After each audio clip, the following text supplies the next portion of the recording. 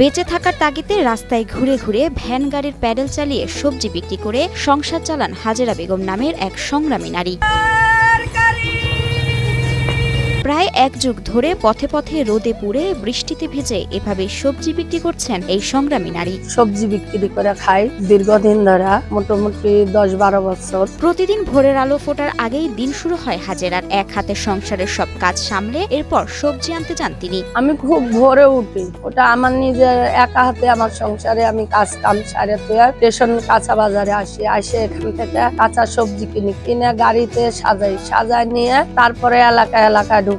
শুরুতে মাথায় ঝুড়ি নিয়ে সবজি বিক্রি করতেন হাজেরা। ডালিতে মাথায় বহন করে নাটোরের স্থানীয় স্টেশন বাজার থেকে পাইকারি দরে চাল কুমড়া, ঢেঁড়স, পুঁইশাক, বেগুন, বরবটি, মিষ্টি কুমড়া, আলু ইত্যাদি বিভিন্ন সবজি কিনে মানুষের বাড়ি বাড়ি গিয়ে সবজি বিক্রি শুরু করেন। তবে বছর 10 ধরে এই ভ্যানে জীবন চালাচ্ছেন হাজেরা। এতদিন মাথায় করে বিক্রি করেছি, 10 বছর ধরে আমি পায়ে পেটেলে ভ্যান চালায় খাই। ছোট থেকেই হাজেরার সঙ্গী হয়েছে দুঃখ, কষ্ট, বেদনা। বাবা মার ঘর থেকেই কষ্টের জীবন গেছে হাজেরার। আমার জীবনটা সারা জনম আমার কষ্টর ব্যথা, আমার বাপ মার ঘরও আমি কষ্ট মানুষ হয়েছি।